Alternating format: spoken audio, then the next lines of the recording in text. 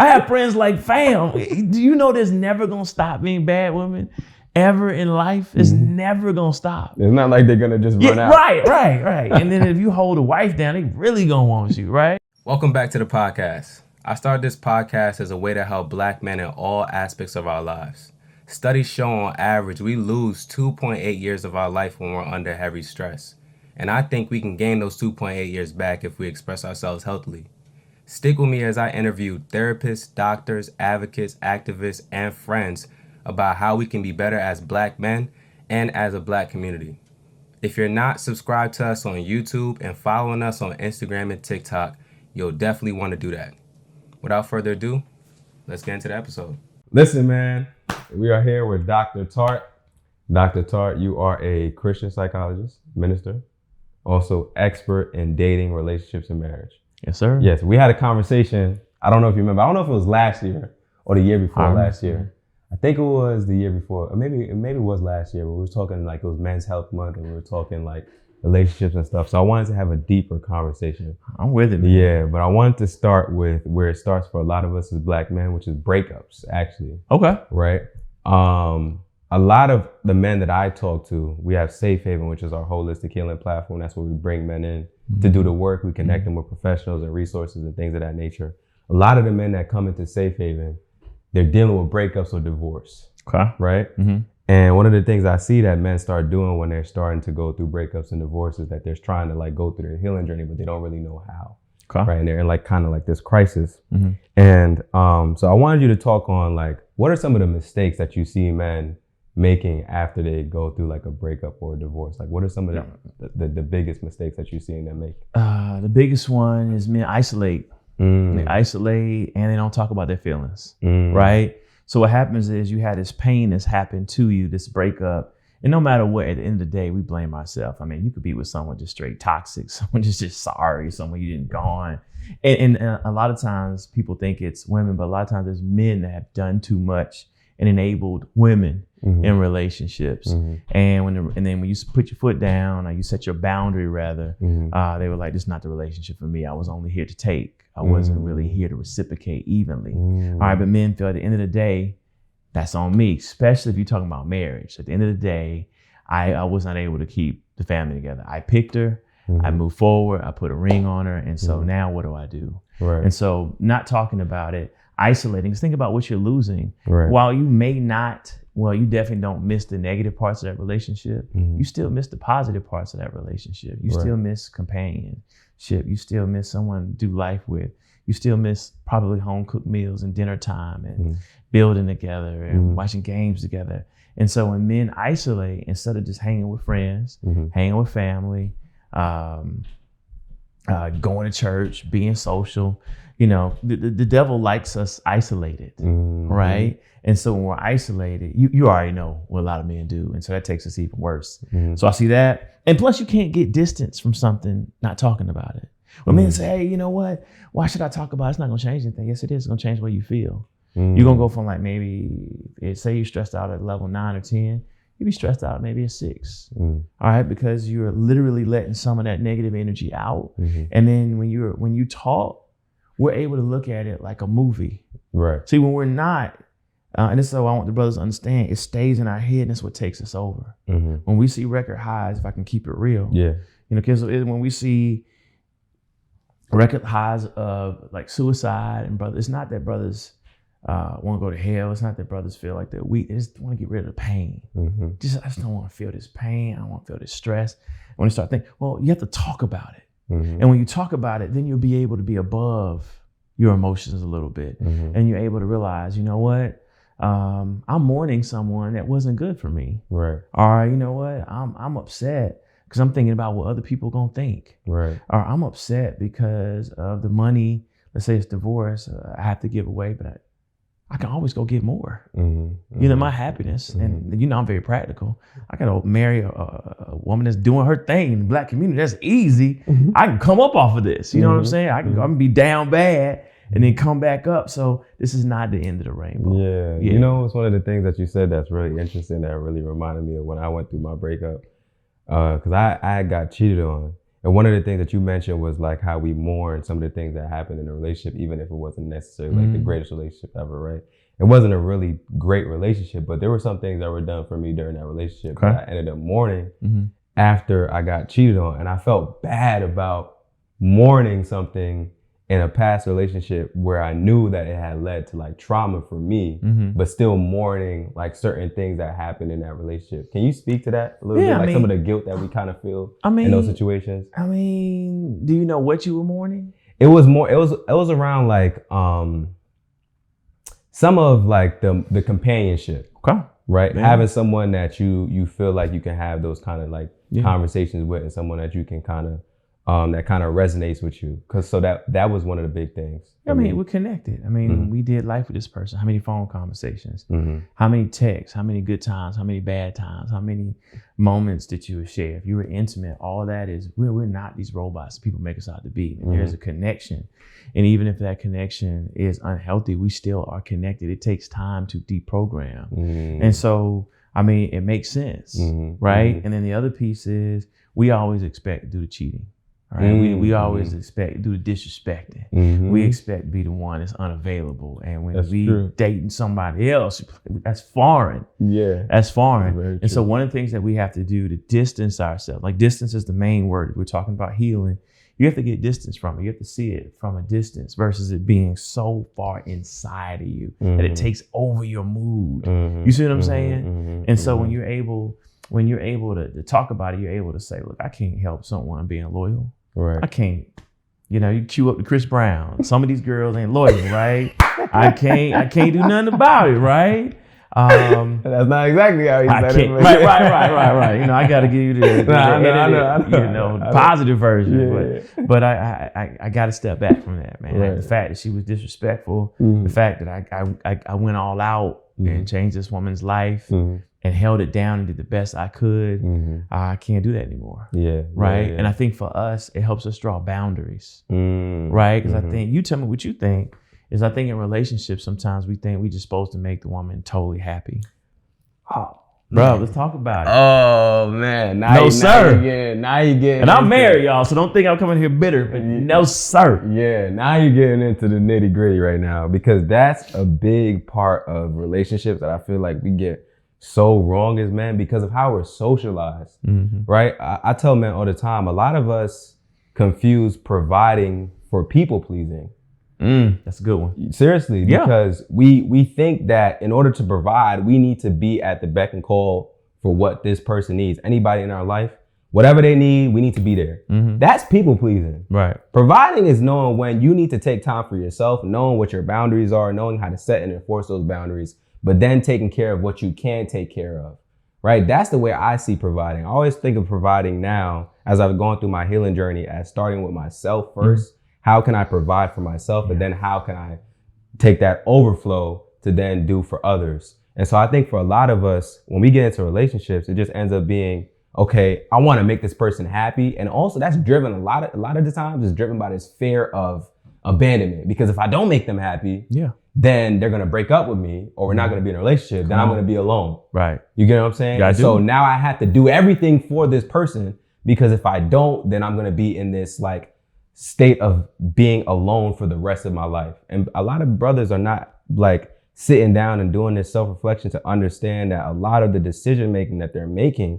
in the relationship is driven by this fear of being abandoned and the socialization of, I have to people please and provide for this person at all times. Man, you keeping it real, man. Like a lot of brothers had a luxury of having a mom you can count on. I had a luxury of having a mom, or mom and a dad still together to this day. I don't worry about someone leaving. We can be mad. My mom can be fired mad at me, but she's not going anywhere. Right.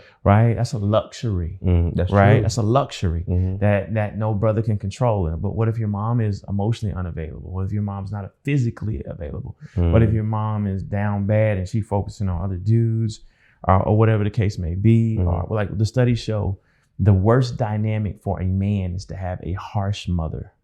All right, that's the worst thing. It's like a distant father is the worst thing for a daughter. All right, a harsh mother is the worst thing, because the mom's supposed to be soft, right? What happens when your mom is hard? What happens when your mom is harsh?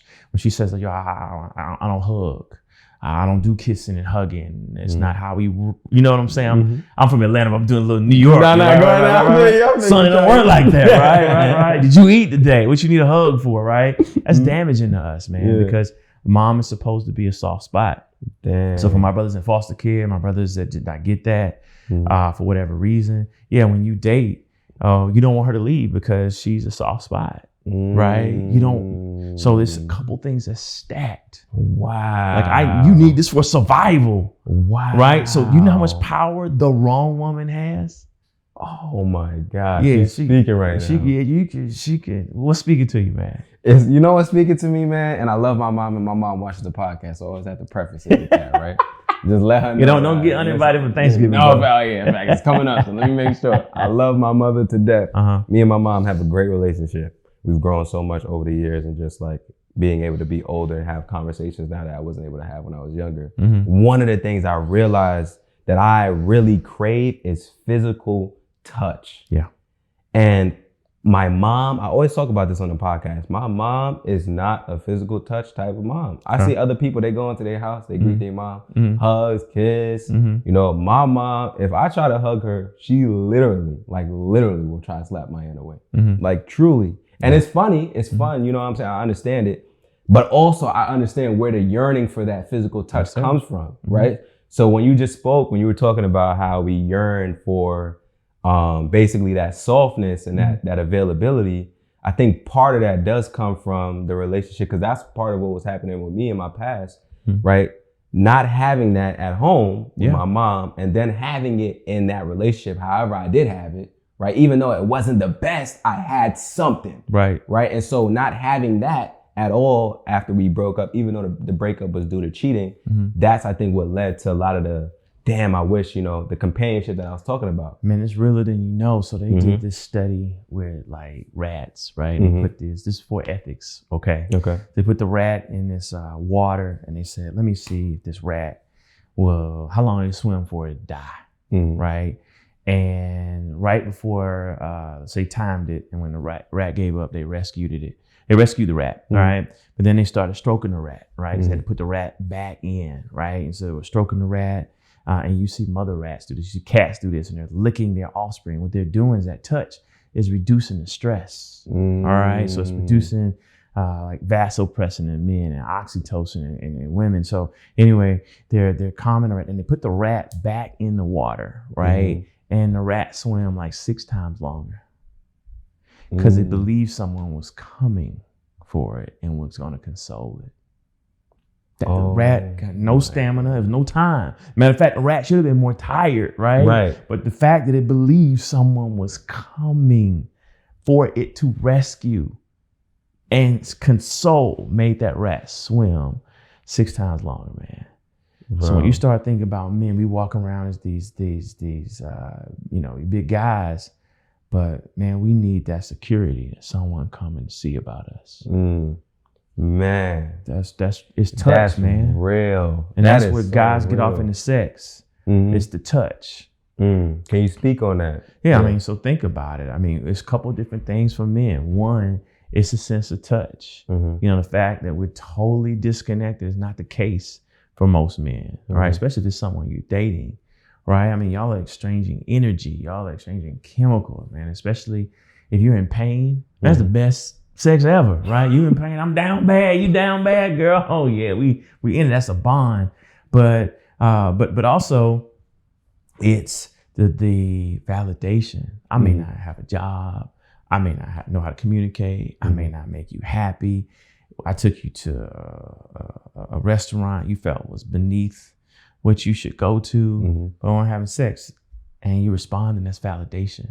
I did something, right? I'm doing something to you. I can see it. I can feel it. If nothing else is going on in my life, I can say I'm doing this, to you. So men need that validation.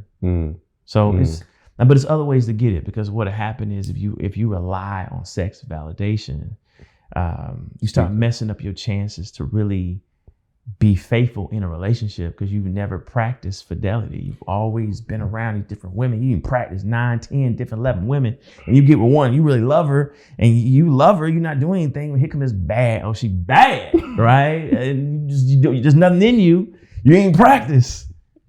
you ain't practice saying no. You've never said no to a woman that puts it out there.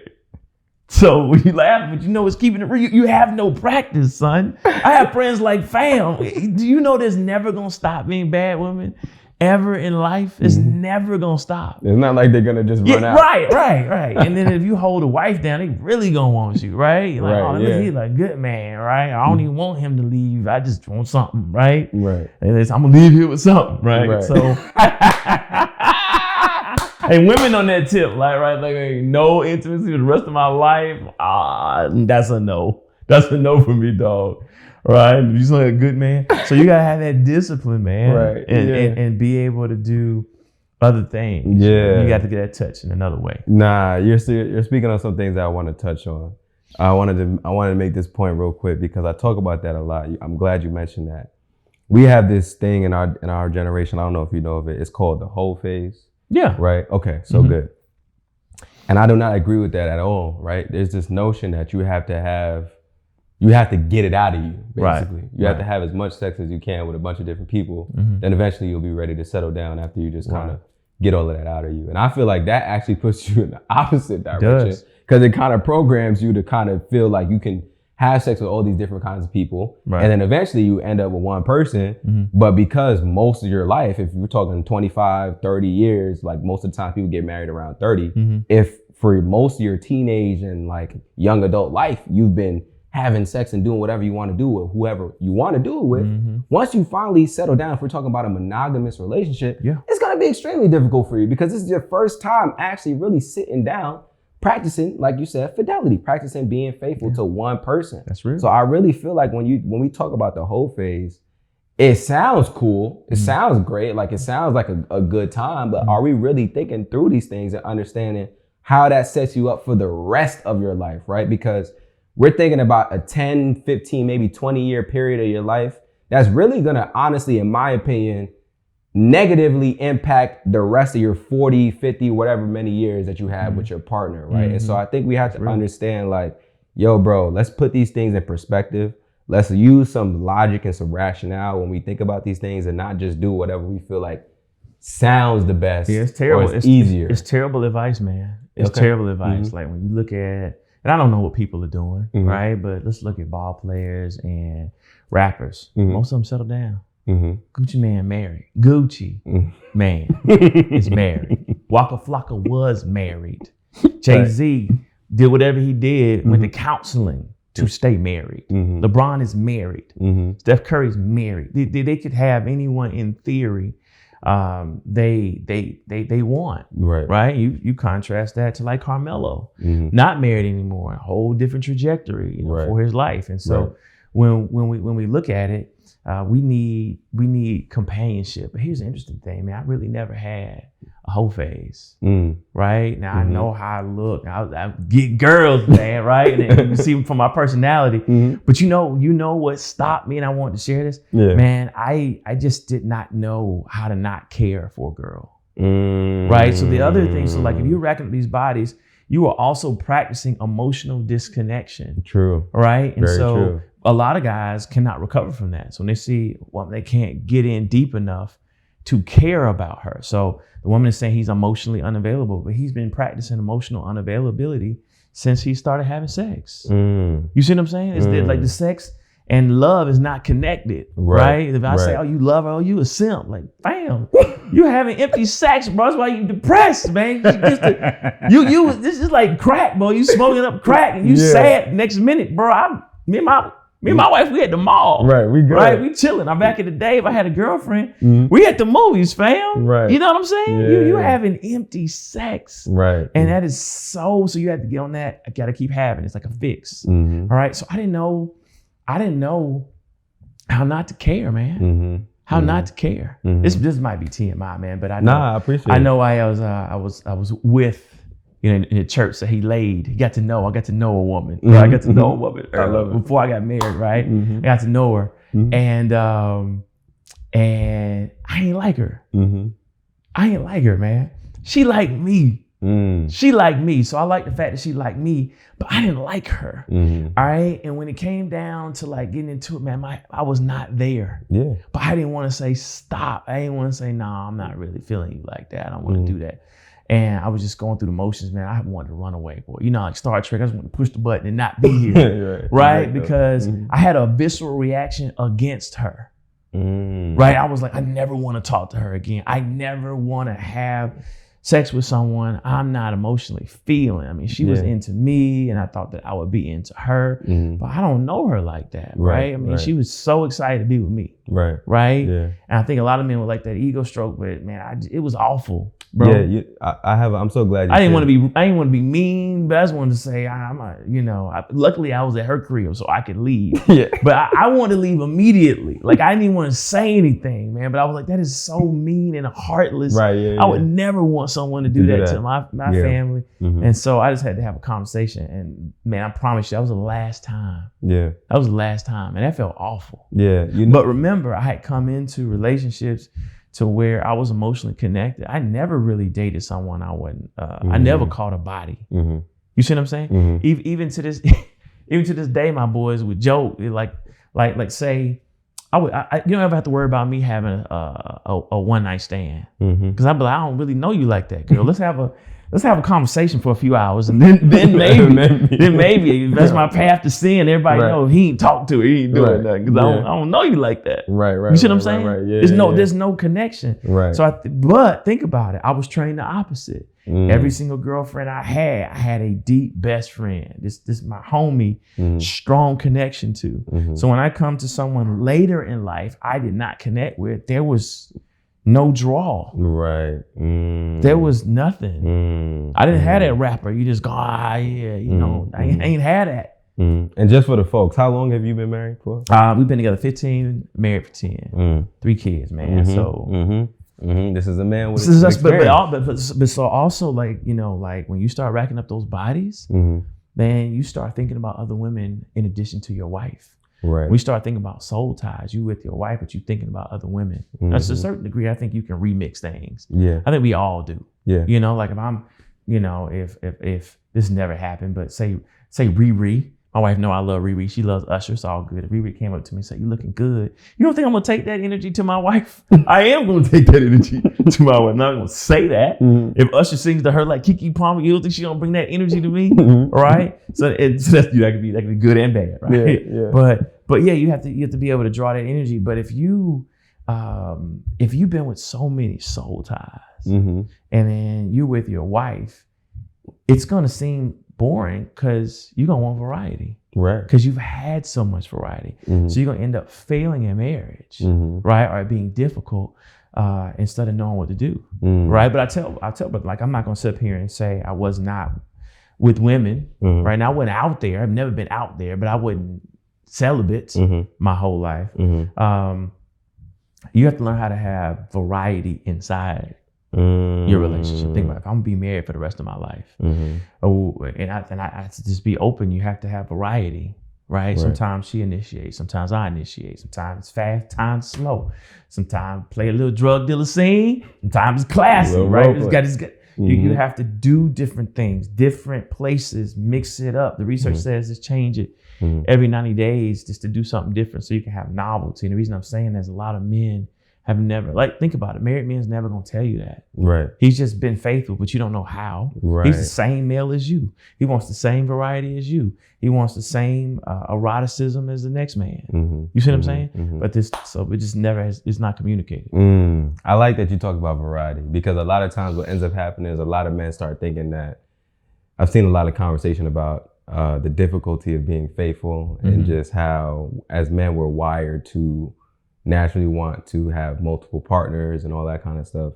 And I completely disagree. I think I think faithfulness is a choice. I say this all the time. I think we all make our choice, right? Now, whether you choose to be faithful or not, that's on you. But to make it seem like we're these animals that don't have self-discipline and self-control, and we can't practice those things, that's when I'm like, all right, come on, we got to draw the line. Yeah, that's that. And that's because happy married brothers are quiet on social media. Right. You don't see happy married brothers. So you think they don't exist. But in my neighborhood, none but happy married brothers. I mean, I'm sure they go through stuff. Don't get me wrong. But every house is a house with a family, right, in the suburbs.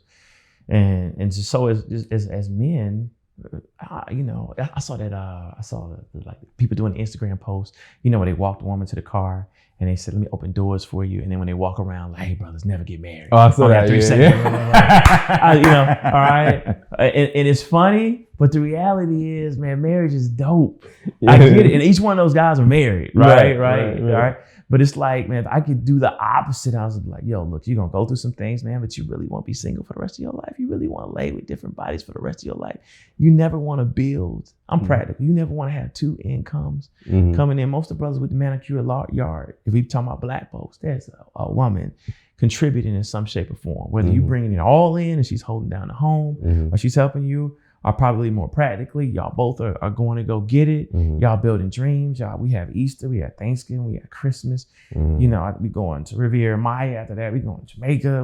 We've already been in Cancun. You don't want that? You ain't telling me. You're not. I don't know. You don't want that? I don't really know any guy. I mean, what you that's what I'm saying. I'm from Decatur. I understand the streets. You want the streets forever? Now, listen, that's man. not a good look when you're 50, fam. Hey, you're 55 in the streets. I'm gonna tell you something right now. Give me my one solid woman. I don't want to deal with any of these other women, bro. I don't have the time. No more. Right. I don't want to have to be single. You know what I'm saying? And I'm not saying there's like this fear of abandonment or anything like that. I just know what I got. You know what I'm saying? Yeah. And I know what it's like. I've been on both sides, you know, and being single and trying to find somebody and trying to mess around with all these different people and figure out who's the one. I'm not interested in doing that. It's too much. That was the most stressful time of my life. Bro, it's like I'm ready. I already work and operate this business.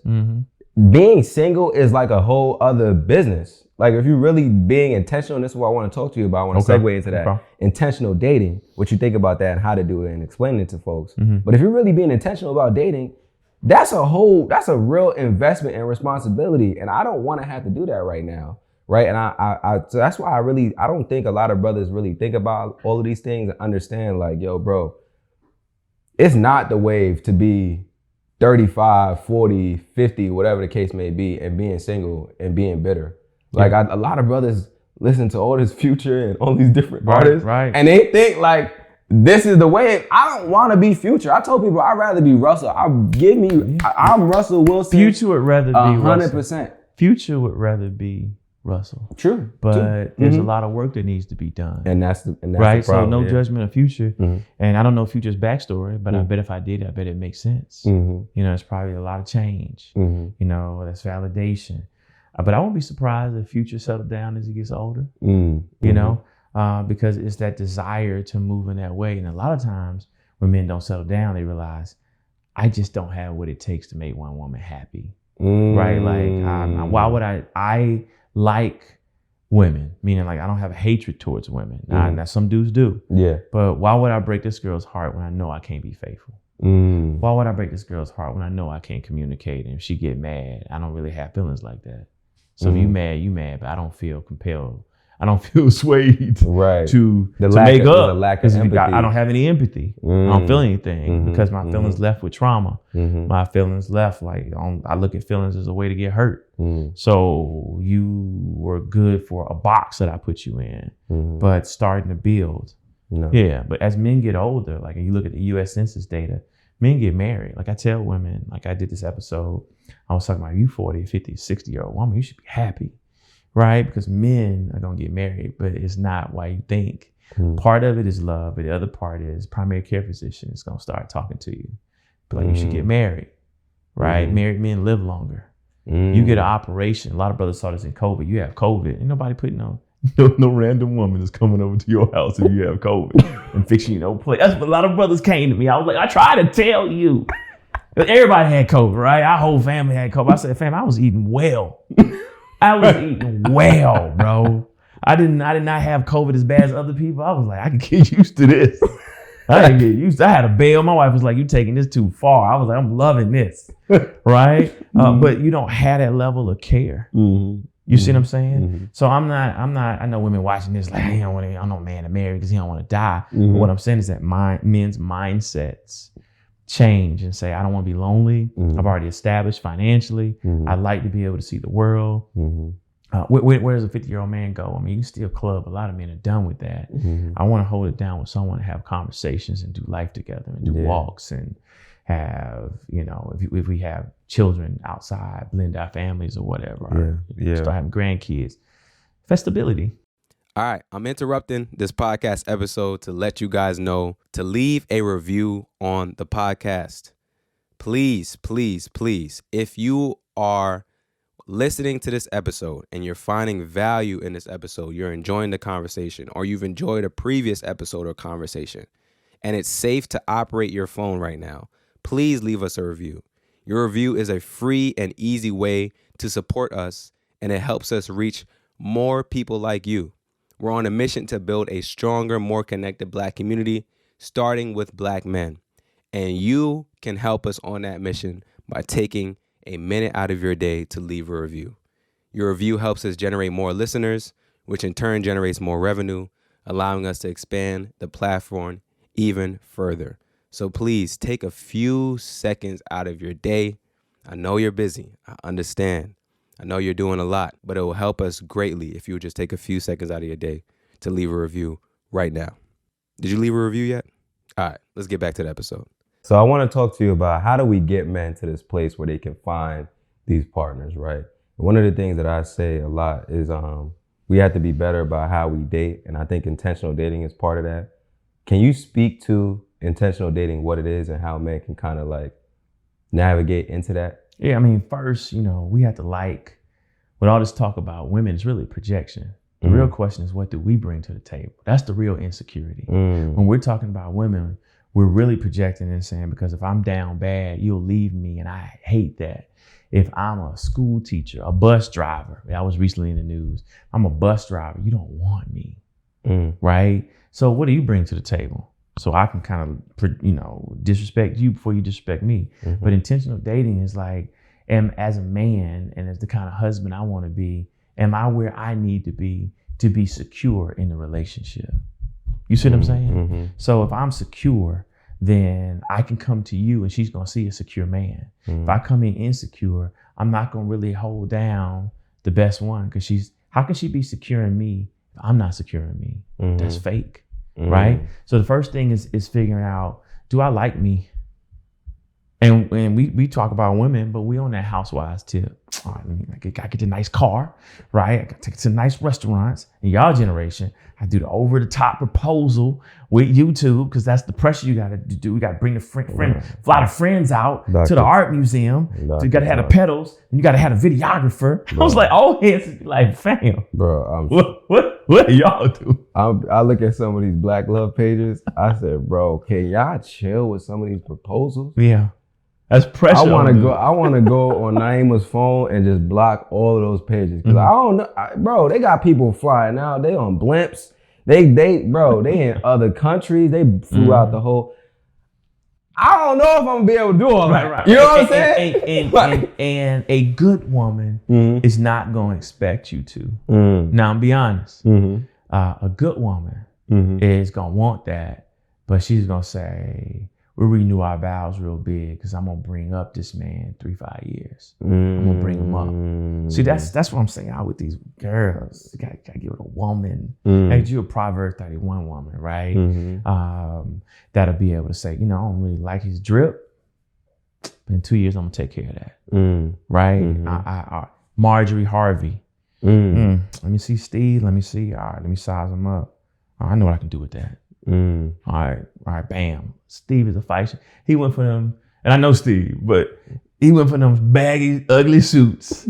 All right, and toupee to now being a fashion icon. Yo, Steve suits, when Steve put that, oh my When Lord. he put that lime green, I was like, that's kind of gangster. That's her. And he says that. That's her. And he came out recently, was like, y'all got to chill with all this negative stuff. She didn't get me when I had money. I was down bad. Y'all just didn't know it. And because we were friends. but she saw potential in that brother. Right? Snoop Dogg's wife, same thing. So he was rapping. He's like, baby, how you like it? She's like, that thing fire. She went upstairs, said, that thing is terrible. Call Warren G, call my cousin. This is real talk. It's something like that, right? Call him, we'll get this man some beats. All right. But Snoop Dogg said he believed a lie. Right. But he was like, I thought it wasn't that good either. But when she said it was fire, I was like, I'm finna keep spitting. I'm getting there. Right. That's what men want. Yeah. Instead of being bitter, you need a woman that can see your potential. Right. You see where you're going. Even if you made it, she's able to see, I can make this man have a better relationship with his mother. I can be that bridge with his children. Marjorie did this too. His children with his other wives, previous ex-wives, or I can help this man with this business plan because this brother cannot focus, but this brother is ambitious. I think I can provide some structure or the network or the capital, put this man in the room, and she may not have it either. I can pray over this man, right? This man's family has diabetes. I'm already on top of that. I'm already switching sugar out with Spleva, whatever it is, you know, making sure this man is good. That's one of the things my wife did. Like people think I'm younger than what I am. I was like, that's my wife, fam. Right? We don't eat. There's no chips in our house. When we buy chips, you go out of town, the kids like, yes, yes, thank you. What's this? Ooh, what's Doritos? My daughter came home from school and said, Dad, they had these Twinkies. What's a Twinkie? All right. And she said, I ate it. It was so good. I said, your mama gonna kill you, right? But what I'm saying is that, so when we're intentional, it's not putting all this pressure to be great. You just need to be good. It's the wife's job. It's not good for man to be alone. He who finds a wife finds a what? Good thing. Good to who? Good to me. She's good already, and she's good for me. And then the next part of that, and gains favor in the Lord. So a wife's job, helpmate, like look at it. Adam was naming all the animals. First, he did the work, and then God gave him Eve. He says it's not good for man to be alone. Then he gave him the real work to repopulate the earth, right? Together. He did more together than he did by himself. So when we start looking at women, I think it's like, it's unfair. Me as a married man going against a single man, bro, it's not fair. My wife is praying on me. My wife is giving me the best foods. If we being practical, my wife's contacts are equal to mine. So when we go in a room, bam, oh, you Mecca's husband. Oh, yeah, she told me you were coming. Right? Oh, bad. It's not fair. If I'm down bad, she's praying with me. We sitting in the car crying together. I don't know what's wrong with that. You know? Like I told my wife to go into crypto. I was like, babe, I owe you for that one. I FOMO'd in. I'm sorry. And she was like, all right, you know, how you want to pivot, right? And we sat down and talked about pivot plans. I was like, look, I'm gonna hook this up for you. Then I think we need to revisit this. But I said, but you might as well leave it in there now. It ain't coming back in time soon. So we able to do that. But imagine if I went in crypto on my own. I know some brothers are working it, you know what I'm saying? But I just be like, dang. But I have a wife just like, yo, you win some, you lose some. You know, that make you want to go out like a lion and go get the rest. Right. You see what I'm saying? That's like losing the game. It's like getting beaten up in front of your family. You training in the basement the next day to go get the bully, right? You're doing Rocky Balboa up in this piece. And that's what you know, you laughing, but that's the story of married men. Right. And there's this myth that's put out there, I think, to kind of shame single men. Like, you don't have your stuff together. You don't, this brother right here, right? That's who women want, right? But they don't see that it's the girlfriend who you're loyal to that's actually sitting down with you like, babe, you need a business plan. I met with this sister yesterday. She was like, yo, you want to level up your Instagram. She was like, you got to stop selling and telling. You got to start showing. They got to see a great husband. They have to see you as a dad. They have to see you set boundaries with your wife. They have to see your wife set boundaries with you. They need to see that, right? So imagine if that's your girl. But your Instagram go from 1,000 to 90,000, and you doing Old Spice commercials, Dove placements as an influencer. If you just get this anyway, you speaking facts. You gotta get a good one though. No taker. Yeah, you're speaking facts. One of the things that you really made me realize, or just that's coming up for me right now. I always tell Naima, I said it's no coincidence that when we got together, that the business took off. Okay.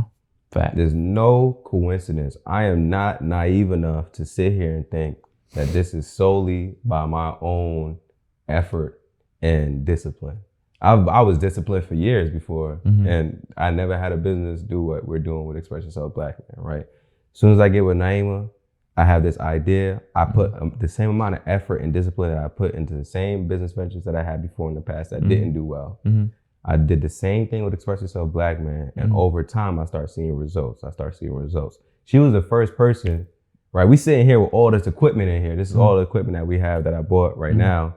But when we started, all I had was one like little school mic and this little like condenser for the mic to like kind of condense the sound to make sure that it was good. We didn't have no video, nothing. She was the person that bought me that little, you know what I'm saysaying? She believed before I even had one viewer. Come on now. You know what I'm saying? Before I even. Cue up the Afro beats, you know what I'm saying? Come on. Come on, seriously, Burna Boy, bro. right? Seriously. Before I even had one viewer, before I even listened to one audio track for the podcast, before I really even had a plan, she was like, yo, I believe in you. This is this. I looked it up. This is going to help your sound. All you got to do is put it this way. I said, yo, I can actually do this. I remember the feeling that I had when she gifted me that. I was like, yo, I can actually do it. Like this woman really believes in me. It's something different about having people that believe in you, specifically someone that's intimate with you in that way, that really understands you, believing in you to do something. Then you're like, yo, I can't feel. I have no option but to do it. You just said it, man. And I can tell you, I was getting emotional. If y'all would have come with that Burna Boy, I would have been dancing, boy. Y'all would have seen me go to a brother my own praise dance. That's it for men. Men watching this, that's it. That's it. Even the ones that's bitter and watching this right now, they could be like, yo, if I believed in that, I believed in that, I would date again. Right? For a woman just to believe in me, not do for me, not coddle me, not give me money because I'm not doing anything, but believe in the kid. Right? I will bust my tail because of that belief. And they may not have gotten that ever in life. You see what I'm saying? So the belief. And then in the Bible, it says plans fail for lack of counsel, but with many advisors, they succeed. What that's basically saying is that she's also wise counsel. I was trying to figure out this seminar I'm doing in a couple of weeks. And I was like, I don't know the title of this. I called her. I was like, what you think about these 10 titles? Give me these 10 titles. Which one you like? She was like, yo, I like 3 and 7. I was like, all right, I'm feeling 7. She's like, I'm feeling 3. All right, why? Boom, boom, boom. That conversation made me wiser. You see what I'm saying? Because I have someone I'm doing life with, right? And I picked a woman who's successful in business as well. Instead of being intimidated, we coming together, right? And so when you have someone, especially talking about, you know, y'all can date whomever y'all want to date, but especially talking about a sister. I mean, my wife's name is Mecca Sierra Moore Tartt, right? She's from Inglewood by way of South Central, man. It's the way I like them, right? So, Black women had all these skills, man, that resiliency, just the ability to move, the ability to make it happen. And that's a Black woman swag. Like with me, my man gonna be good, right? My man's gonna be good. Like you want that car? You had a money? Nah, I know a guy. Hold up. Yo, this is my man. Let's do business. You see what I'm saying? Talk to him nice. Right? And so when you start talking about this, and I don't want to like superficial power couple, I'm talking about the power of coming together to hook each other up. You see what I'm saying? Each other up. Right? One of the things that Naima does is she's always providing like feedback and insight and things that I could do better. Like David's in here with me right now. David, I know about that, brother. Right? Yeah. David helped me set up this whole set the whole setup up. Right? I called Naima up because I'm showing her the setup, and she's like, "Okay, how many episodes you about to do?" I said, "I'm about to do like 6 in here." She said, "Okay."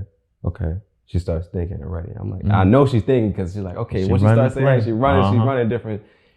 She's like, yeah, you should probably get a throw for the couch to kind of change up the vibe when you do a different episode and maybe move it. Remember when we did that other episode the other day and they changed the painting in the background? They gave it a different.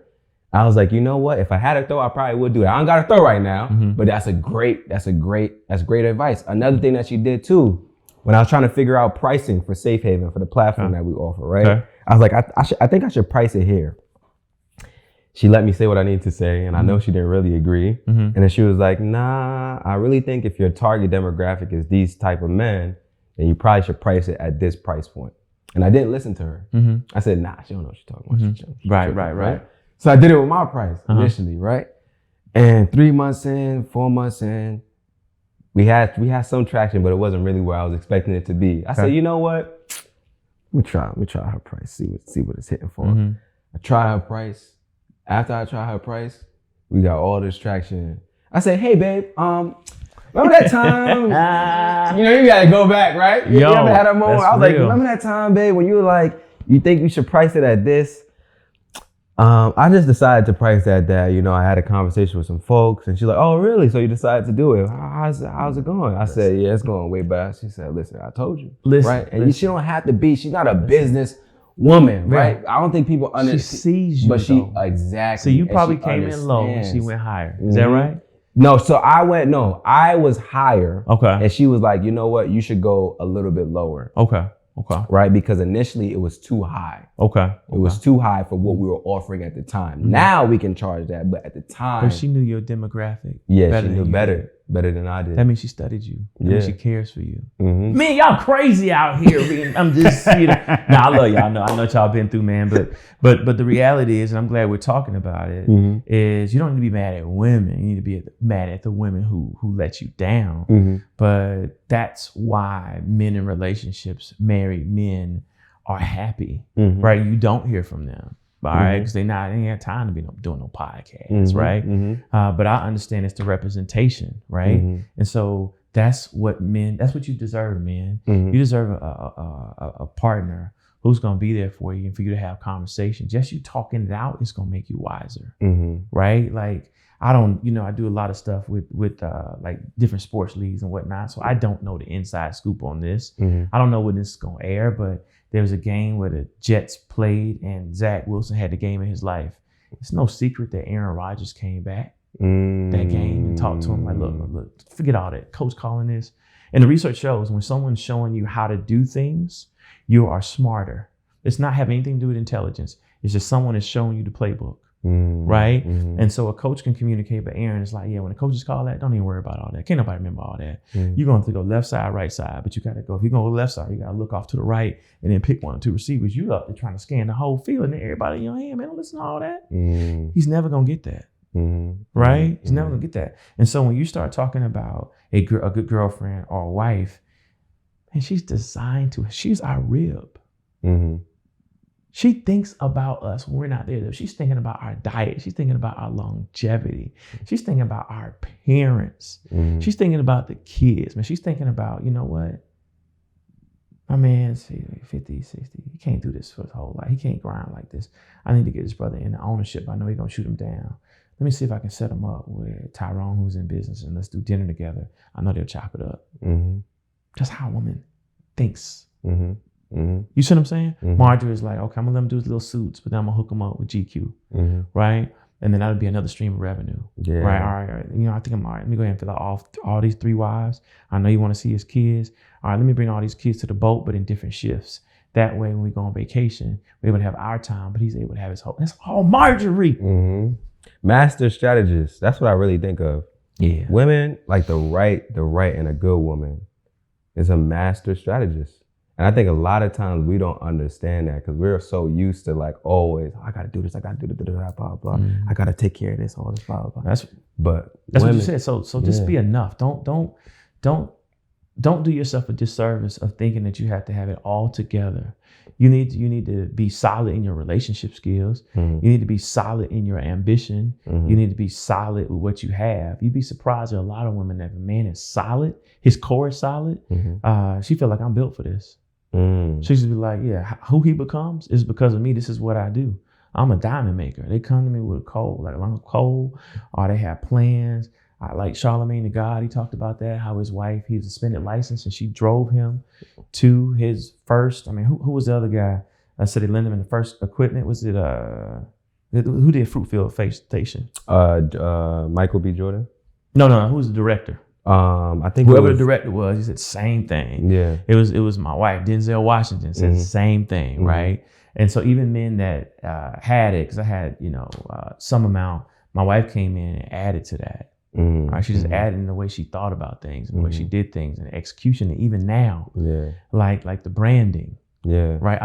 Can I be real with you? Yeah, go ahead. All right. So I was meeting with a branding specialist because I was like, the world needs to see more positivity. Yeah. Right. Yep. Like the whole Kevin Samuels thing disturbed me because of how he was able to sway and manipulate and take brothers in the opposite direction. Right. Mm-hmm. So there was some truths that he told, but I was like, I see the manipulation, and I want to step into some of that space. And of course, be real with sisters and loving, but also take men in the places that actually be good for them. Yeah. Like how he died was tragic. Yeah. You don't want that for your life. Right. A wife wouldn't have let that happen. She wouldn't have let him be on an energy drink. She wouldn't have let him keep grinding and going city to city and not taking her help. She was my baby. You know, come on, we got to do something different. Yep. Gotta get some VAs. Gotta get you some help. Right. Yep. But she was like, before I rock with you, I did something. I said, what? She said, I checked out your wife's page. I had to make sure she vouched for you before I rock with you, right? Because I got to make sure that you're the real deal. And I saw that y'all's Instagrams aligned. You see what I'm saying? I can tell that she's taken care of emotionally by how she posts and what she does. And because she was like, I did that because that's what Black America's gonna do. That's very true. Let me tell you what she said. She said, fam, women. She's like, what's your demographic? I said, oh, it's Black women, man. They love me. She's like, they don't love you, fam. I said, what you saying? They don't love you. They love your wife and your family. They want to so you're there. They want to take the picture, put in another man, right? Put themselves with your family. That's what they want. They want to be your wife. Yeah. They don't want to be you. Yeah. With their own remix. That's very true. Right. And so I was like, oh, I see that I represent family. I see that I represent, partnership. Right. I see as someone that's very secure and cool with my wife running the play. And I'm just like, hey, like kind of like the Obamas. Oh, you writing a book? Okay, I'm there to watch, like before, like Devon and Megan, are you on set? I'm just checking you out. I have my own thing and we partner, and then you have your separate thing. Right. There's a lot of people that want that. Yeah. Let me ask you this, because we didn't get into it and I really want to get into it. How can men find a good, healthy woman? What are some Oh, it's not easy though. No, man. It's not. But I'm so practical, right? I'm so practical. Numbers, you gotta have numbers. All right. So one, you have to be social. Can I put guys on game? I'm gonna put guys on game, right? So and I've gotten a lot of this hanging with my wife, and I was like, yo, I know how to run the play as a single man. But as a single man, I knew. All right.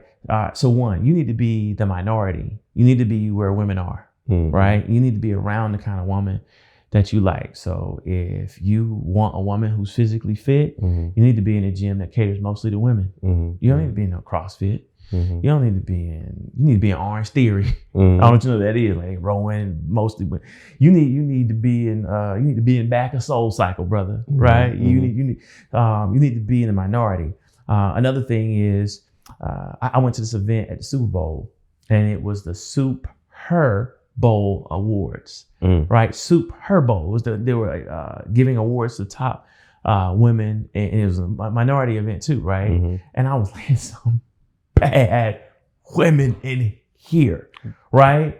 Now I'm in there because I'm with my wife, right? And I was like, bro, if my friends were in here, you got 6-7 options in here, right? And so it's positioning. You can't sit at your home. Now, if you're the type of guy that's cool with social media, cool with being out there, women will find you, right? It'll be in your DMs. But if that's not your vibe, that's not a lot of guys' vibe, right?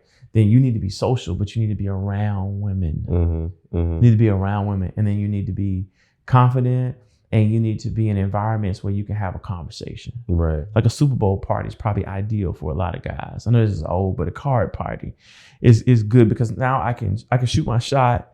And it's different from the club. It's different from if I'm out. And then networking, business networking. In fact, we have so many sisters doing things. You can approach them. Yeah. And so, and that way you see reality is not social media. Right? That's true too. Like she's not looking for you to have a Benz. Right. She feels like he's gonna have a Benz when I'm done with him. Right. Right? Because that's what he wants. I'm gonna celebrate that man for him to get what he wants. Right? And I'm gonna get what I want. So you have to be social. And you gotta have skills. You gotta know your superpower. I'll tell you this. So I know my superpower. What's that? All right.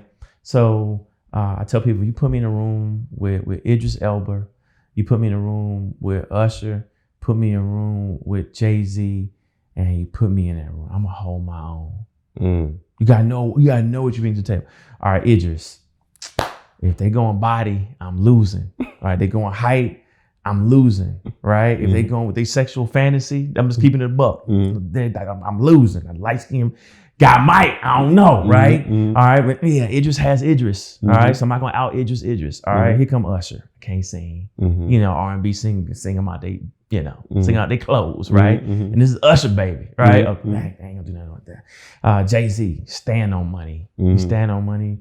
This is swag, you know, sense of safety, come from, you know, projects. I ain't gonna out Thug, Jay-Z, even though that's not really his persona. I'm not gonna out businessman him. But when you gonna sit down, you had dinner with me, you're gonna be like, this brother, listen.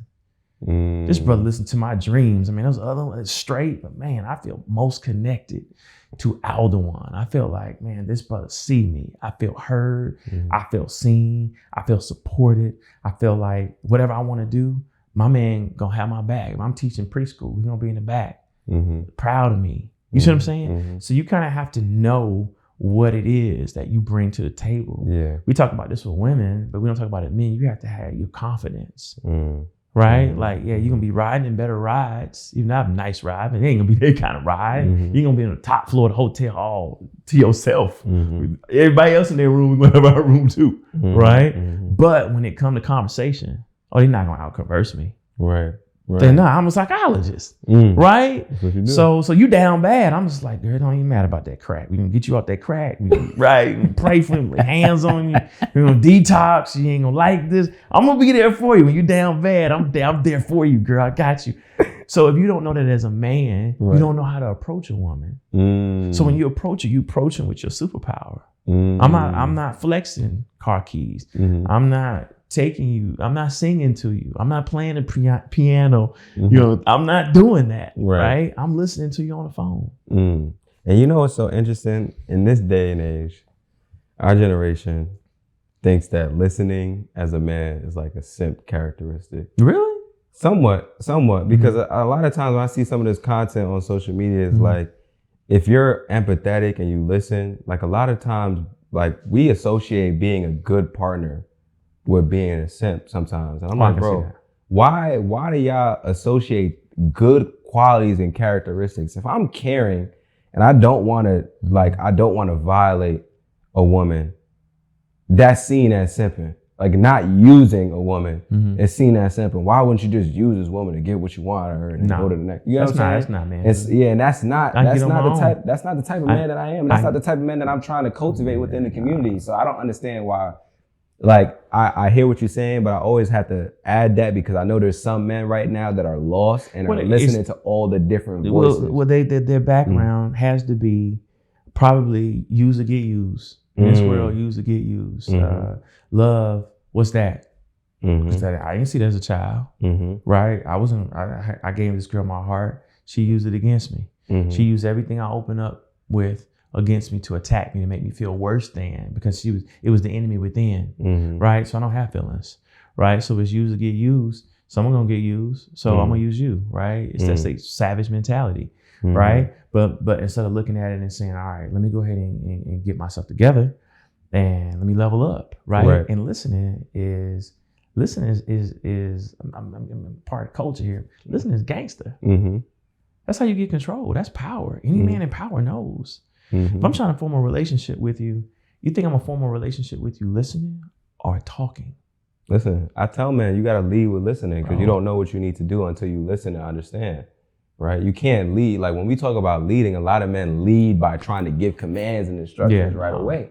That's the wrong way. Serve. You know so the believers, Jesus was serving. All right, Jesus washed feet. All right, but people did what Jesus asked them to do. Right. He was a servant. And so as a man, and just if we're talking power, right? Because my wife is real laid back and chill, but she's still from Inglewood, right? Like her gangster is silent. Like people know we have a 17, a 7, and a 1-year-old. Because my wife asked for 5 years every month to have another child. Finally, I just said, God said, give her 90 days, and bam, here it is, right? She was never gonna stop, all right? She knew what she wanted, that persistence, right? And so it's in talking to a strong woman, right? Listening is the only way. Because you can say, whoa, I listen to you for 20 minutes. You feel upset, you're frustrated, you're not sure where I'm going in life. So that makes you feel anxious and not want to follow my lead. And you need me to be consistent because I'm changing businesses every 3 months and that's making you feel nervous. Is that right? All right. And what you just did was mirror. Act listening. All right. So I need you to listen to me.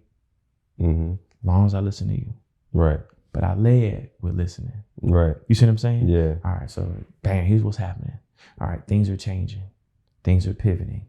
And I need you to speak up when you see these things. I need you to trust me.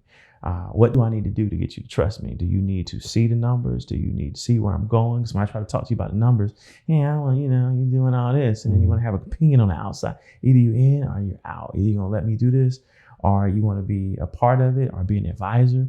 Let's have this conversation about how we do business together. And if you're, if I'm too shaky for you, let me know. Right? Because I feel like there'd be some women that would believe in me. Let me break that down a little bit. And so that woman, by you listening, and then you're able to communicate your feelings, and I know that's practice. That's something we have to learn. And that woman is now saying, all right, I see how my man feels. Now I'm finna double down. Or I'm finna make the adjustments. Right. And say, hey, babe, I just need to understand where you're going. I don't need to necessarily agree.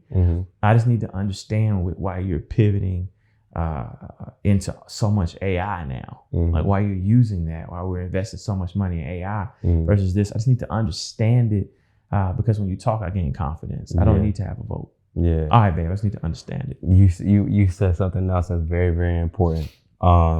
Knowing how to communicate when there's a challenge, right? So when we lead, right, even when we listen, there's sometimes we can go in a certain direction and we're not right. Right. Or we may make a mistake or we're not even it's not that we're not right or we made a mistake. It's just our partner needs more information. Yeah. Right. And so what I'll see brothers have problems with is doubling down and confirming the decision that they made and explaining. Right. And feeling the need feeling like they don't need to explain. Why don't you just listen to what I'm saying, telling you to do? But it's like, yo, bro, this is a whole other person. They have their own thoughts and their feelings, right? And so when you're not able to empathize and put yourself in their shoes, sometimes it can become difficult to explain in those situations. Okay, babe, this is why we're going in this direction. This is why I made this decision. This is what I see, right? And kind of soothe that underlying like anxiety, for lack of better words, because sometimes that's what it is. It's like, okay, I know he's making the decisions. I do trust him, but I'm also seeing some things too. And it wouldn't be right of me to just go along with this and not mention it because I want to make sure that I bring these things to his attention. Yeah. Right. We're not taught. This is what we teach in premarital counseling because a lot of where's a man gonna get relationship skills unless you proactively looking for them? Like what influencer, what professional do you know that's teaching men relationship skills? Come on now. So if you didn't get this from your mom and dad, if you didn't get this from a good girlfriend, it's like, yo, that's not how you talk to someone. Right. If you want to talk to me, this is how you say it. And then most men remember that and be like, okay, I'm sorry, I hurt your feelings. I didn't mean to do it. I was just upset. Oh, that worked better than I ain't talking, right? Or shut up, talk to me that way, right? But it's the whole goal is feel one another. Right. You're not going to agree. My wife and I are not going to agree probably on 50% of stuff. The research says 2 out of 3 things you're going to disagree with your partner on because y'all are different. Right. All right. But the goal is, can we feel one another? Right. Right. So say I go all in on crypto, which I'm not. Right. My wife would be like, baby, that makes me feel anxious. Well, I don't want my wife to feel anxious. But if I say, hey, babe, I feel like this is the moment. Right. I feel excited. I feel excited because this is where, if you know the law of money, when there's greed, when there's extreme fear, this is the time to invest. I need you to understand it. The mistake was not crypto. It was the timing getting into crypto, right? So now we're on the opposite end where everyone's afraid, right? And so this is the time we're trying to make buku money to be able to, and it won't be crypto, to go in another round on Noble, to go in another round on SpaceX or whatever. This is the time, right? Well, she She doesn't want me to not be excited in life, and I don't want her to be afraid. Right. So we might have a conversation, but like, all right, well, you know what? Let's not do the whole bag. Let's just do about 25%. All right, what's your risk tolerance? Let's just go in on this. Let's do conservative on this. But if this thing blow up, can I take this conservative money and put it in there? You see what I'm saying? Future planning together. Oh, let me tell you something. I told my wife I was gonna do this dating course. She was like, I don't know. It sound good. And she started seeing the signups. I was like, babe, do you know how many signups we could have if it was a husband and wife giving dating advice? Right? My wife came in. Oh, great. Yeah. Oh, now she's like, yeah, we run that. But yeah, run that. More marketing. More marketing. Move the money from there to boom, boom, boom, boom, boom. And there are times in which my wife was like, babe, I saw that. I don't know. I don't see this for women. I understand what marketing to women. I would probably go a different way. So when we're feeling one another, or it could be about the kids, right? It could be about mama, daddy, whatever. But when we feel, so the goal is to feel one another because we care about one another. The currency is feelings, not who's right. I don't care what she thinks. She doesn't care what I think. Because I'm right and you wrong, right? You gotta say that again. Say that one more time. Yeah, I don't care what you think and you don't care what I think, but I do care how you feel. I don't want my girl to feel anxious. And the currency is what? Feelings. Currency is feelings in a relationship. It's how we feel. Like if we do business, I'm gonna do business because of our relationship. Right? I'm not gonna do it because of the numbers per se. Right? Like if someone's trying to get to me, it's like, all right, he's booked. The back line, yo, need you to do me a favor. Like, fam, I'm so booked. What's up? All right, bring him in early. All right, cancel my lunch. You see what I'm saying? I might call my wife, like, I gotta come home a little bit later. Something happened with, so and so. I gotta take care of something. All right, bet. You see what I'm saying? Man. So I know you gotta go, but I want to ask you this one question. I want you to leave the brothers with this. Okay. For the brothers that are getting into healthy relationships, they're in that stage right now. The relationship is good. They're like, okay, I think this is the one. What do you advise for the brothers that are getting ready to take that step into marriage? And what's some wisdom? You need a SYMBIS assessment. Okay. SYMBIS. SYMBIS. Save your marriage before it starts. All right. So this is some of the work that I do, and I'm not asking y'all to hit me up because I don't have room. I'm not marketing this, right? I'm just telling y'all, right? You can get it anywhere. You can get it anywhere, right? So you go to SYMBIS, right? Just put that in as acronym, SYMBIS assessment. And it prints out this 18-page report on compatibility. Right? It's like my most favorite form of premarital. I even do pre-engagement counseling for couples like, yo, we need to have to do this before we even get engaged, right? And so she fills out, you fill it out, take about 20, 30 minutes, and it generates the reports, and it talks about where you're aligned and where you're not aligned, right? And so my job, different from like marital counseling, is I was like, all right, this is what type of lover you are. This is what type of lover you are. This is how you manage finances. This is how you manage finances. From your reports, have a conversation about what money means to you. Bam. Like marriage is too hard to do right now because our expectations of marriage have changed. It's not our dad's, our grandparents' marriage where we bring home the money and the wife is there or whatever. No, there's an expectation. We have to be prayer partners. We have to get our money right. The love making got to be on point all the time, right? You have to manage the in-laws. Social media rules, all these different expectations that we have. Okay, if I'm going through something, you should know how to deal with me, right? If my mom passed, you gotta know how to. You gotta understand how to be there for the family as the rock. You gotta support that versus saying why you gone all the time, right? And so it walks you through all of those, right? And so you're able to actually, because marriage right now, especially if you're an older man, it's more of a merger, right? It's a merger of two worlds. And what if you could actually have conversations about how we merge before we get into it? Right. My wife and I took the SYMBIS assessment. This is a while back. And unfortunately, her grandma got sick right around that time. And we had already had a conversation in premarital about, yo, if either one of our family gets sick, they living with us. But if they can't live with us for whatever reason, if they're too severe, that wherever the money is, that's where the money is going. So if I'm up and it's mama. It's not mother-in-law. If mama needs something, then I'm gonna take care of it. If you're up for whatever reason, then that money goes to take care of my mama, your mom, our grandma. So we already had that rule. Hey, if family's sick, they live with us. We had a room, we'll make it work. Doesn't matter whether it's an inconvenience, doesn't matter whether we have to get a driver or to take grandma around. It doesn't matter whether we get home here. We gonna do what we need to do for family. Right. That could be, you said that could be stressful. Right. When you start talking about nursing home versus home. Yeah. You know, and there's good debates on both sides, right? We 24-hour care. She fall, what you gonna do? Right. We you know. And so having those conversations about so many different things, about kids, about it's probably TMI. I had a conversation with my wife about my tolerance level for temptation. Right. So every man has a number, right? Or maybe a season. And I was in a season, I think my wife was going through some health issues, right? And being an older man, right? Living life, right? I was like, whatever I don't say is only gonna get bigger, right? And I was like, I'm supporting my wife, but man, I'm starting to get horny, right? And I'm horny. I look a little 1 or 2 seconds too long. Just keeping. No, how am I gonna have men express themselves if I don't keep it a book? I love the honesty. I'm super transparent because I'm having to look at a movie, but I'm like, you know, a preview to me. We're like, okay, I don't want that. That ain't gonna play out well. That ain't gonna play out well, right?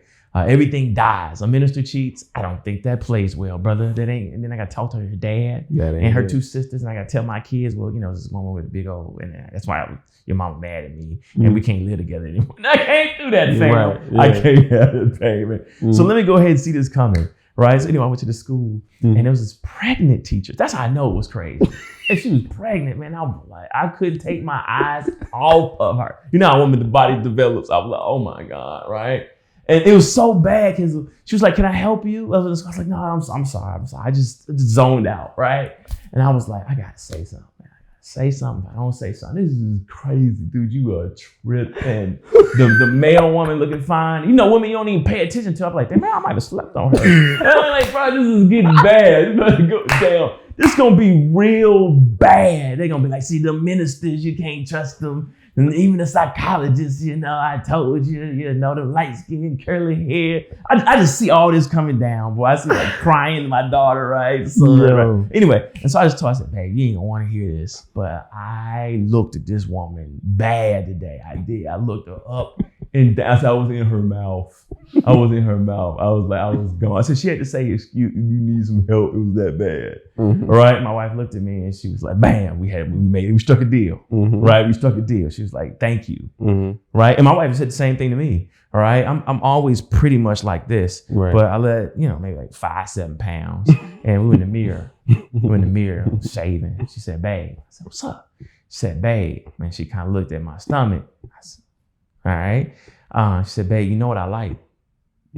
That's all she had to say to me. All right. She's like, I don't like no sloppiness. My wife works out. I don't.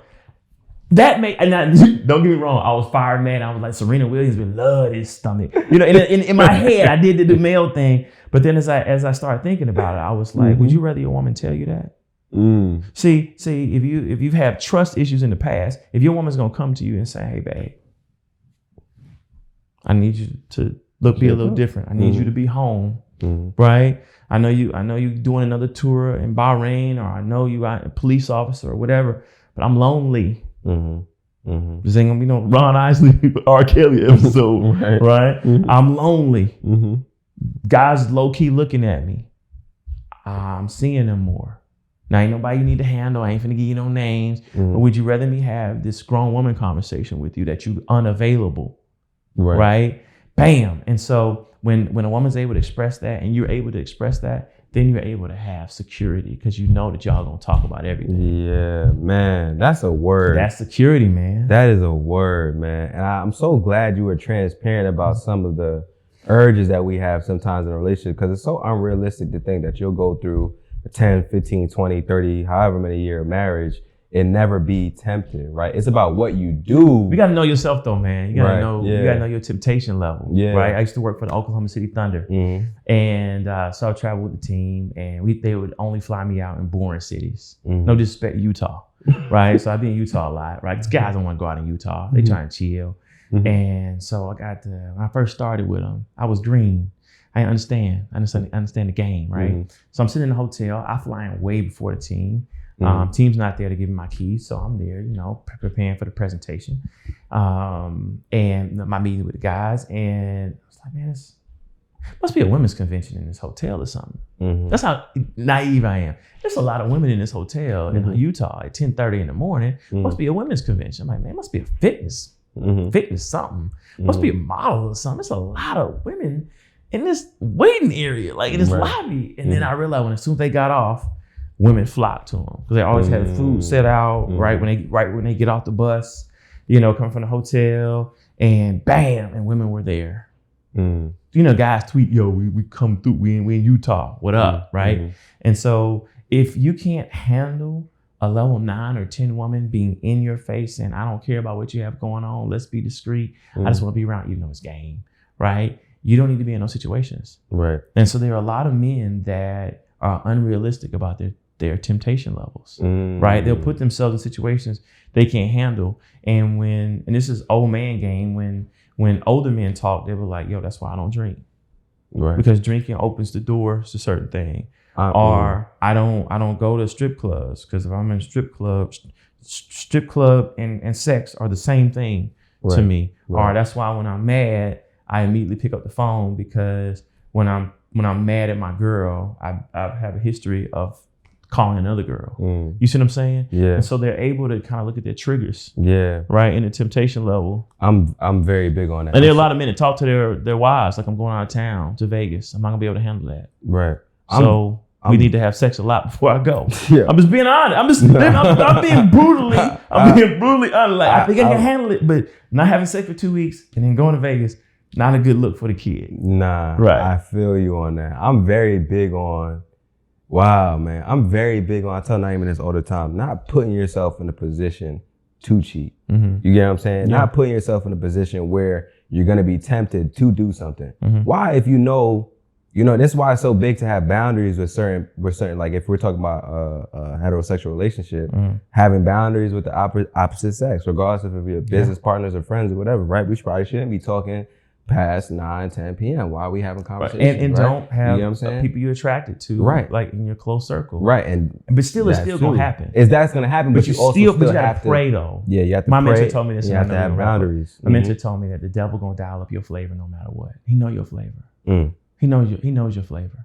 He knows exactly what he gonna bring in, right? All right. I've been in those situations. I was like, God, no, no, don't do this. Don't do this. Why would you give me something you know is the fail? Why? Why would you bring Beyonce into my office talking about Jay-Z, don't treat her right? And then don't do that to me. Don't do that. Now, that's actually would least likely because I'm not losing my money for anyone in practice, right? But don't bring anyone asking me for advice. Don't have me saying, let me talk to you real quick. Right? Come pray for me. Hug me.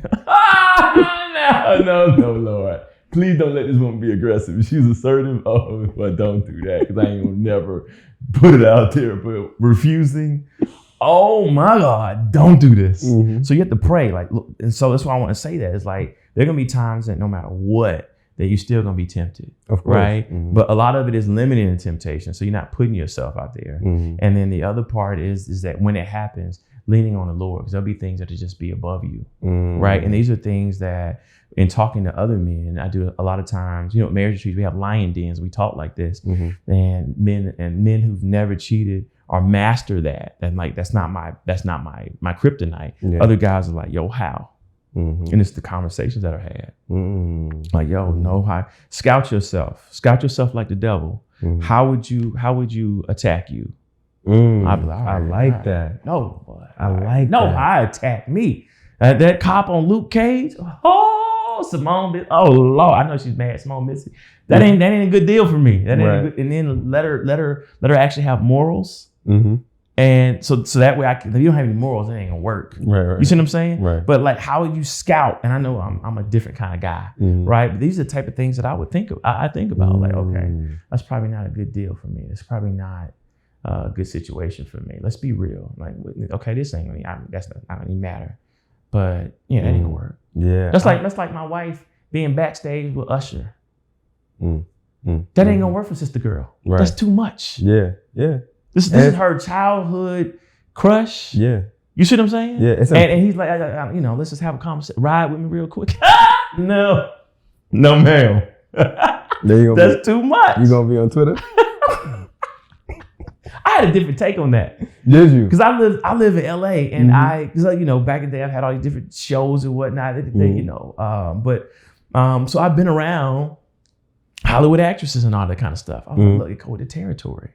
You can't date someone like that and not be super secure, right? You know that was rigged. You know they had Keke Palmer and Usher had already pre-planned. You really think this man leave it up to chance who he picks out the audience? Or he has someone doing that? So that got the views, and they had a song already coming out, as you saw, right? And they might have done that. They might have scrambled on the back end, but what I'm saying, that's planned. So, and she just got a body. So I love Keke Palmer, right? That's one of my favorite people in the world, right? So I'm biased, right? But she just got a body, and she was like, "Ooh, I'm loving my body. I'm gonna flaunt it." Now, Keke Palmer, to my knowledge, was not out there in these streets with these different dudes, right? He did not wife her. First of all, he didn't wife her, all right? And she said, "I'm just gonna look good for Usher in these pants." Now I get it. She's a new mom, and I get all that. She's an actress. There's different rules. It's different rules, right? Now I think he should have said something on the low. Like, baby, that's a little much. Oh, for sure. That's a little much for me. For sure. Can you get maybe less? Can you see through on the thighs and not back? Something. Yeah. Can you wear a shawl? Can you do something? But anyway. So that's the security. But you have to have that's the whole industry, so it's more difficult. But you have to have rules. Yeah. Even with guys, like your shirt off. I was like, bro, you had your shirt off in one of your pictures. That's thirst trap in itself. Yeah. All right. What do we need to do to still promote sex symbols in Hollywood, or get these different roles, because it is the case, but still honor our relationship? And how does that change now that you're a mom? Now, don't get me wrong. I get what the fellas, I get what they're saying, but let's have that conversation in-house and not on Twitter. Oh, for sure. I'm very big on keeping things in-house. Like, if you and your partner are going through something, everybody in the world should not know. Right. But that's tough though. He probably felt disrespected. Yeah. I understand. If Usher was singing to your girl, I'm gonna take it. But I wouldn't be offended. That's Usher. What you gonna do? Here's the thing, right? Since we being transparent, right? One of the things when I was younger, because when I was with Naima, I've known Naima for years now. So we dated when we were younger, then we broke up. Now we date again. When we were younger, one of the things that I could not deal with, Naima's Caribbean. She's Jamaican. I don't know if you're familiar with the culture too much. Yeah. But for sure. In parties, yeah. There's a certain way that they dance. And I was unfamiliar as a young man, but I definitely got familiar. I said, "What the hell is this?" Right. After the first party, I said, "Oh, hell no." I said, "This ain't gonna work." I said, "Nah, this ain't it." But you're talking to a young teenager girl that this is all she's been doing. Right. But for me, it wouldn't work for me. So for a long time, that was a real point of contention, right? Never went online with it or anything like that, but that was a big point of contention. And we had to get to a point where now, right, we get older and we have different rules, right? We understand, like, okay, Naima understands, you know what? I'm not gonna go to a party and do that, but I do want to dance. So if I'm going to a party, I want you to come with me to a party so we can have. You know what I'm saying? If I want to get loose, right? I'm gonna get loose with you. But the problem is, when we were younger, I wasn't able to compromise in that way because I was so stuck in, I don't want to go to a party. I'm the type of guy, I'm cool with, if you put me in this studio for 90 days, you just give me enough food and enough money to take care of myself, I won't even leave this place for 90 days. And some people will be like in here scratching the wall. Right. I'll be in here chilling. I have a TV and my laptop. That's all I need. Wi-Fi. And that's all I need. I don't need to go out. I don't need that. I don't really get. My preference is not to have social interaction. Right. Like, social interaction for me is draining. So when she was telling me, like, yeah, I need you to start, come to me, come with me to these things and then we could do that. When I was younger, I'm like, I'm not hearing that. Just don't do it when you go. Right. See, that's but changing. for her, she's like, that's not me. I love, that's the bridge. So we talking about relationship skills. You just clipped off a lot of brothers and sisters. They don't do that. They don't compromise. Right. It's like this relationship is half me, half you. Right. And then we have to flow. I remember when I was at Morehouse, I was dating a young lady at Emory, and at the time, How You Dance to Atlanta and Miami music, right? And we had a conversation. I was like, so you going out? Like, no, someone told me, like, I saw your girl. I said, all right. So she was dancing. I said, damn, she was dancing. I said, what that? Okay, say love. Right. I talked to her. I said, you had a good time? She said, yeah, I had a good time. I said, I heard you had a great time. Right? She said, where you going? Right? She's from Atlanta too. She's like, cut to the chase. I like that kind of stuff. I like gangster women, right? Cut to the chase. Say what you gonna say. I said, I heard you was just dropping it like it was hot. She says, I was like, oh, so you just admit it. You just she's like, yeah, I did. I liked the song. I was dancing up against the speaker. Yeah, I was dropping it hot. You know me. I was like, all right.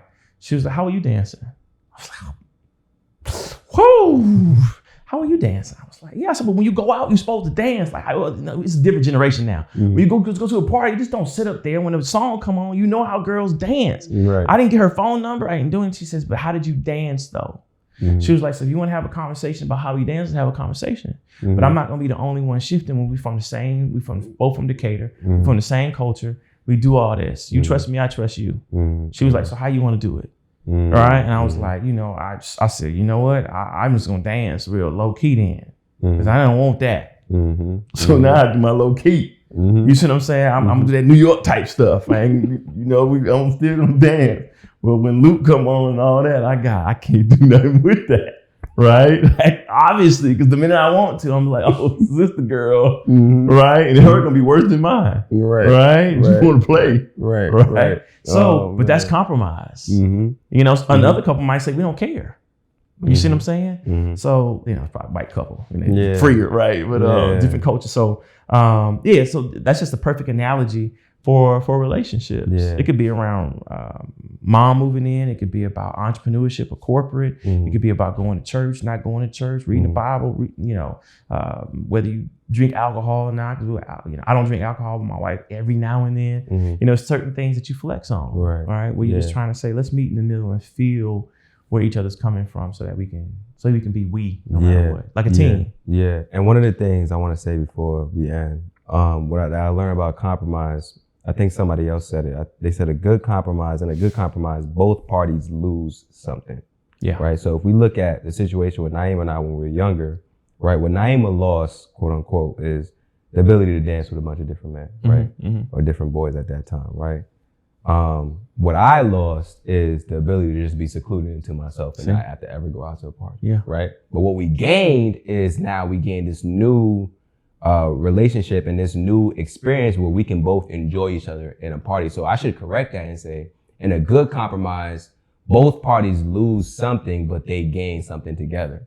That's good word. What I'm saying? Yeah. That's good word. So I want you to tell people, where can they find you? How can they support you? Anything that you have coming up? Oh, yeah. I mean, so like check out theringformula.com. It is where my wife and I help single women date towards marriage in less than 90 days, right? To be able to have a great man, right? And so, of course, we're not saying you're going to find, it's not matchmaking in 90 days, but it's basically like gaining the confidence, getting you to date, getting you to see what God's seeing you. That's really what it is. And once they see that, then their options just explode. If you're looking at mental health, go to my website, drtartt.com. I have all these different videos. You need someone, to speak.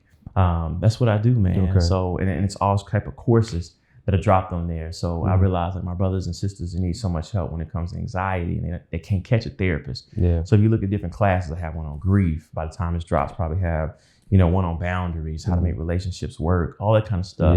So I just want to be able to multiply and be able to meet people where they are so they can get what they need for mental health, as well as when it comes to women dating. Now I have love for the fellas too. Of course. You know what I'm saying? And we'll have a real conversation. But for the ladies, You know, having that perspective as a man, and with my wife, you get double game. Double game. And it's not game. It's actually like, here's the blueprint. Like this is what married women are doing that you're not doing. Right. Like they are not cuter than you. Right. They are not, but they do not move the way you move. And men are not going to tell you how to move. They're going to expect you to know. Right. Yes. One of the things you mentioned before we end, you talked about the difficulty with finding therapists. That's very important to us. So one of the things that we do is we have a free webinar where we teach. So we have a session where we go into like, what do you need to do? How can you find a good one? Why it's so difficult, right? What you need to look out for. So if anybody's watching, and you're interested, or a Black man that's interested, tell them to tap in. We have a free webinar link in our bio on Instagram. It's free. Definitely come in, get the game, and then share it with somebody else. It's life changing. And tap in with Dr. Tartt and the ringformula.com and all the dope stuff that you're doing. Yeah, man. I just want guys to get into counseling, man. I'm glad you said that. I know we need to wrap, but the counseling piece, man, think about it as don't think about it as weak. Don't think about it as stigma. Don't think about it as being judged. Think about it as a luxury. I get someone who's not going to judge me, who's going to feel me, who's going to hear where I'm coming from, and help me think, and then be able to pivot me in a direction to be stronger, whatever I'm going through. Absolutely. Right? It's modeled after Jesus. So wise counsel plans fail for lack of counsel. This is your counsel. Listen, if the President of the United States has a cabinet, if the CEO of Microsoft has a board of directors, if a football coach has all these different assistant coaches and consultants, who are we to not have wise counsel to talk about our life? That's what it's about. Like, brothers, y'all looking at it wrong. Like the people that know, I'm flooded, and it's only like 3% of Black doctors, in the United States, but we're flooded. Men are not like, I'm not gonna talk to you. They come in, slap that card down, like, bro, let me tell you about my wife. Bro, business, fam. Everybody think I'm just killing it with money, right? I'm not gonna say that. I'll never talk about my clients. I had an athlete who's talking about, yeah, man, I got hit up. My bank, my overhead is $70,000 a month, and they keep hitting me up 1,000 here, 2,000. How do you say no to $1,000 when they know you're making 42 mil? How do you? But it's adding up. It's getting like I can't. It's not the money. It's the fact that I'm now just an ATM. I feel like a human ATM. You see what I'm saying? To have a place to be able to talk about that. You get what I'm saying? How do I manage that? How do I shut that down? And then how do I get away from, you got this and trying to help people out and they have real issues? How do I know when I'm being hustled, and how do I know what to give? And the more I give, it's like four or five more coming. Right. So, and there are men that are in that position. There are men, that do want relationships, and they never had a chance to talk about what so-and-so did. Come on in. Come on in. Sit down. You don't have to sit on the couch. You sit in a chair, right? And just fill it out. Yeah. Because most brothers come in, even in marital counseling, they think I'm gonna get them. I'm like, yo, I'm here to help y'all, whatever y'all last name is. I'm here to help y'all. And they're like, yo, this is even. Right. This is you keep it honest. Yeah. So brothers, I want you to just try it out. Yeah. They're gonna like it. Tap in. Let us help you find one, bro. Definitely tap into the webinar and tap into Dr. Tartt and all the dope stuff that Dr. Tartt is doing. Dr. Tartt, thank you so much. Appreciate it, man. Appreciate you being here. Yeah, man. Good luck you and your queen, man. Absolutely. I appreciate you.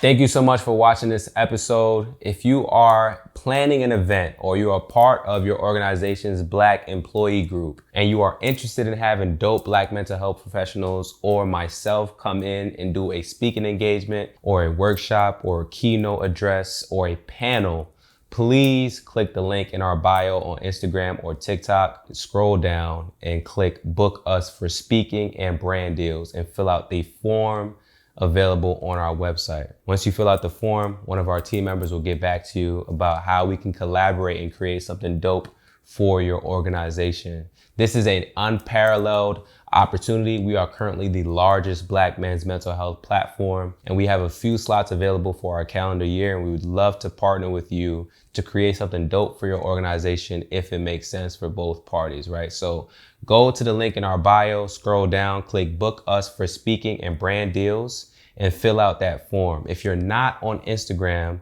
the link should be linked in our description of this episode. And it is also on our website. If you go to expressyourselfblackman.com/speaking-brand-deals. That's expressyourselfblackman.com/speaking companionship-brand-deals. If you are looking for a therapist, a Black therapist, and you've had a hard time finding one, you jump from therapist to therapist, or you just don't know how to find a therapist, we are teaching a free webinar. It's completely free, taking you from not knowing how to find a therapist, not knowing where to search for therapists, struggling with finding good therapists for you, not knowing what to look for in therapists, teaching you all of those different things, and also giving you the opportunity at the end of the webinar to be connected with one of our safe haven healers who are Black mental health professionals, so that you do not have to go through the struggles of finding a Black therapist alone anymore, right? So if you're interested in that, you want to get connected with a Black mental health professional at the end of the webinar, or you just want to learn how to find a Black therapist by yourself, you can sign up for the free webinar. It's linked in our bio on Instagram and TikTok. You just click that free webinar link once you click the link in our bio and fill out the form. You can also find it on our website at expressyourselfblackman.com/links and fill out the form there for our next webinar session. If you're not interested in any of that, right, but you know someone that may be interested in it, all we ask is that you please share it. If you want some of the merch that we show on the platform all the time, that we're wearing on the platform all the time, you can shop it at shop.expressyourselfblackman.com. And once again, we just want to say thank you so much for watching this episode. Thank you so much for supporting us. Please, if you are on YouTube, leave a like, subscribe, comment. If you're listening to this on an audio platform, please leave a review. It helps us out greatly. Thank you so much for your support. We're wishing you nothing but the best and sending you and your family and your loved ones love and light. Peace. Sometimes I know you feel like you ain't got nobody to speak to. A shoulder to lean on somebody you could preach to. No, you need to hear it, my brother, I love you. We got way too much to live for.